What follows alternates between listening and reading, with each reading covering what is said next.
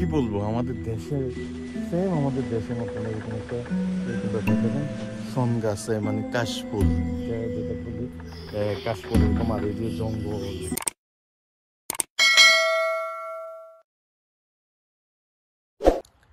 Hi guys, welcome my YouTube channel. I'm MD Polash. Come back to another vlog video. So guys, আজকে actually আমরা আসছি বাহরাইনের গ্রামে। গ্রামের মাঝে আসলে গ্রামের ভিউগুলা দেখলে মনে হয় বাংলাদেশে আছে। এখানে দেখেন দৃশ্যগুলা কি অসাধারণ ভিউ, মানে দেখে একদম অবাক করা, মানে আমাদের দেশের মতো। সো গাইস, আজকে আপনাদের সামনে গ্রামের বাহরাইন আরব দেশের মানে গ্রামের যেই দৃশ্যগুলো আপনাদের সামনে তুলে ধরতেছি। ভিডিওটা অনেক সুন্দর হতে যাচ্ছে, অবশ্যই আশা করি আপনারা সবাই কন্টিনিউ করবেন ভিডিওটা। আর গাইজ, সবসময় আপনাদেরকে একটা রিকোয়েস্ট করি, ভিডিওটা প্লে করার সময় একটা লাইক দিয়ে দিবেন। আর যদি আপনাদের কাছে আমার ভিডিওটা ভালো লাগে, হ্যাঁ, তাহলে আমাকে সাবস্ক্রাইব করে পাশে নোটিফিকেশন বেল আইকনটাকে অল দিয়ে চাপিয়ে রেখে আমার পাশে থেকে যাবেন। সো গাইজ, আজকে গ্রামের ভিউগুলো আপনাদের ধরতেছি, কেমন হয় অবশ্যই কমেন্ট করে জানাবেন। Let's go.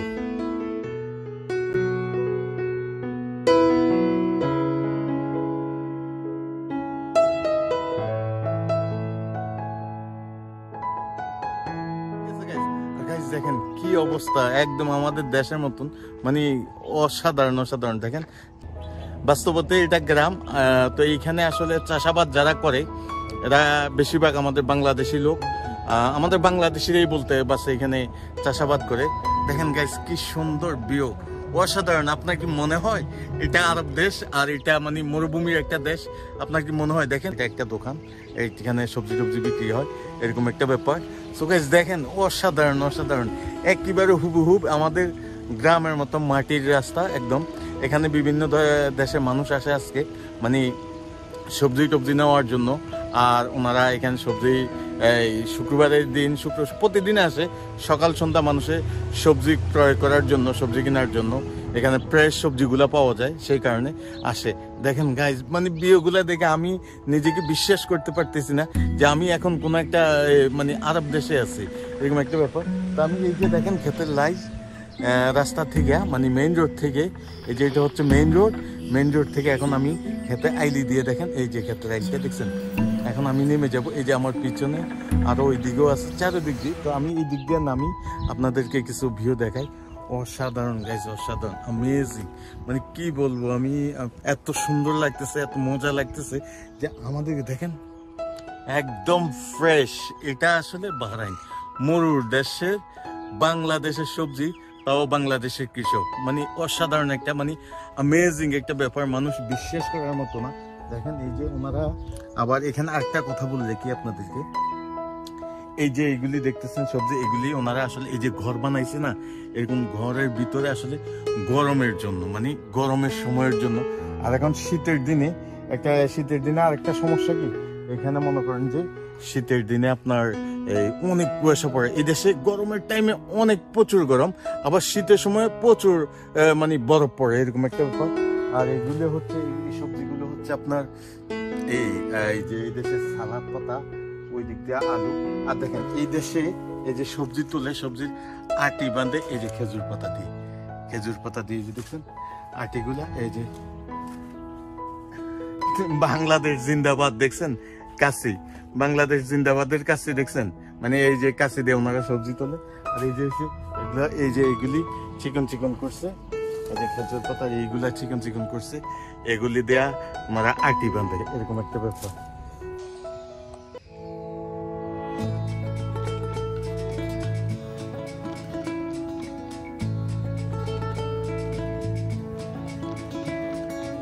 আর গাইজ, আপনাদেরকে আরেকটা কথা বলে রাখি, গ্রামের মাঝে এখানে আরব দেশে আগে বসবাস করতে, এই দেশটাতে আরব দেশে বলতে এই দেশটাতে বসবাস করতো আপনার পর্তুগালিশরা এবং কি ব্রিটিশরা। আমাদের ন্যাশনাল ডে আর ওনাদের ন্যাশনাল ডে একই দিন, কেননা ব্রিটিশরা ওনাদেরকে দেশটা ছাইড়ে দিয়ে গেছে, ব্রিটিশরা গেছে, তারপর দিয়ে ওনাদের ওই দিন আমাদের সেম বাংলাদেশের স্বাধীনতা যে 16ই ডিসেম্বর ন্যাশনাল ডে, ওনাদেরও সেম ন্যাশনাল ডে।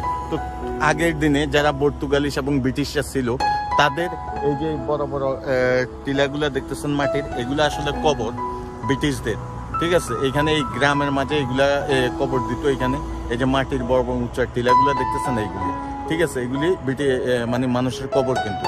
তো এগুলা সরকারের আয়ত্তে আছে, সরকার এগুলা করে রাখছে, জানি না কি কারণ আসলে। তো অনেকে অনেক কথা বলে এইগুলার মাঝে খ্রিস্টানরা কিন্তু মরলে ওনারা মৃত্যু মানুষের সাথে স্বর্ণ গয়না অনেক টাকা পয়সা এটা সেটা দেয়। তো জানি না এরকম কিছু হতে পারে, আমি আসলে সঠিক জানি না। তবে খ্রিস্টানরা যে ওনারা মানুষ মরলে ওনারা টাকা পয়সা স্বর্ণ গয়না এইগুলি দেয় সেটা জানি। তো এইগুলা কিন্তু খ্রিস্টান এমনকি পর্তুগালিজদের এই অ্যাকচুয়ালি কবর, এগুলো সরকারের রক্ষণাবেক্ষণের মাঝে আছে। এরকম আরো অনেক জায়গাতে আছে এরকম একটা ব্যাপার।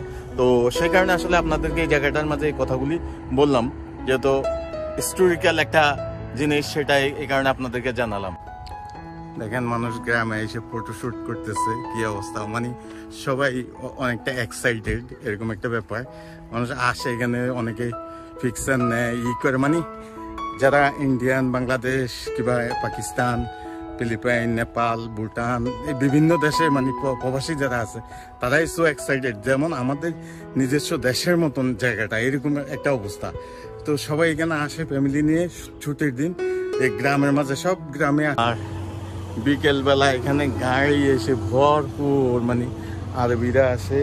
আর দেখেন ওই যে আমাদের দেশে কৃষকেরা সবজি তুলতেছে, আর এখানে মানুষ আসছে ঘুরতে। দেখেন ওই যে আমাদের দেশে ভাইরা করতেছে, কে সবজি তুলতেছে, এরকম একটা ব্যাপার। ওই যে দেখেন টাঙ্গনির মাঝে কাপড় দিয়ে রাখছে আমাদের দেশি ভাইরা, এরকম একটা ব্যাপার। কি হয়েছে সোনা বাবু, কি হয়েছে, তোমার ক্ষুধা লাগছে? ওর ক্ষুধা লাগছে, দেখেন ও কানতেছে, ওর ক্ষুধা লাগছে, ও বলতেছে ওর ক্ষুধা লাগছে, ও আমার পাশে গেলে আসতেছে। ওই দেখেন এদেশে মানুষ ঘোড়া নিয়ে ঘুরে, বিকালবেলা বাচ্চাদেরকে নিয়ে ঘোড়া নিয়ে ঘুরবো।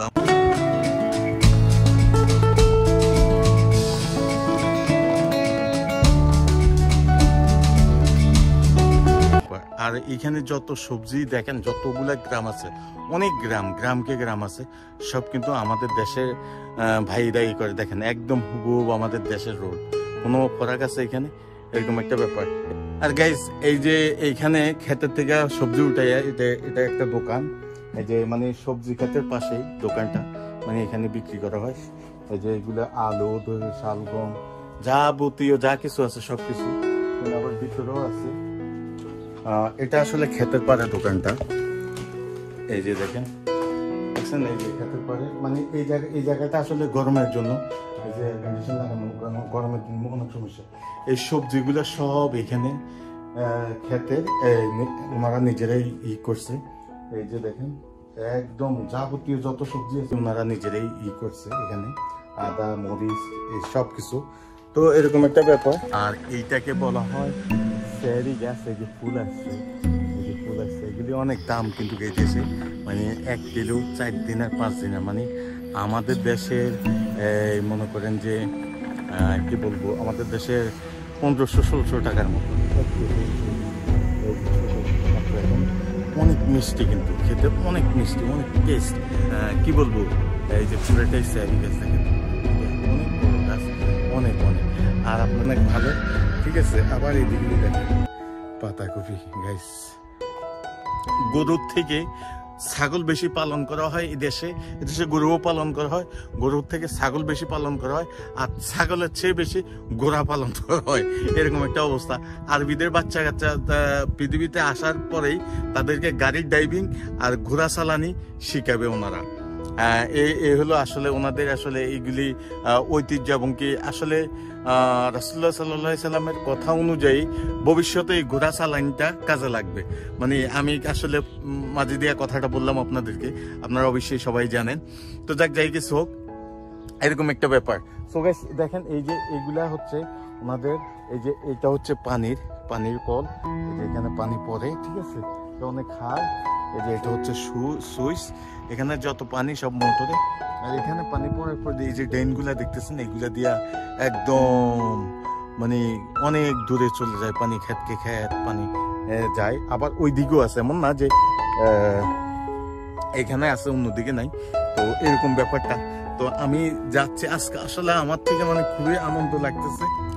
সো গাইজ আজকের ভিডিওটা এখানে শেষ করতে হচ্ছে। আপনাদেরকে ভিউগুলো আপনাদের কাছে কেমন লাগছে অবশ্যই কমেন্ট করে জানাবেন। আর যদি আমার ভিডিওটা ভালো লাগে নোটিফিকেশন বেল আইকনটাকে অল দিয়ে চাপিয়ে রেখে সাবস্ক্রাইব করে আমার পাশে থেকে যাবেন। আর ভিডিও প্লে করার সাথে সাথে লাইক দিতে বলবেন না। সো গাইস, সবাই ভালো থাকবেন, সুস্থ থাকবেন। আল্লাহ হাফেজ, বাই বাই।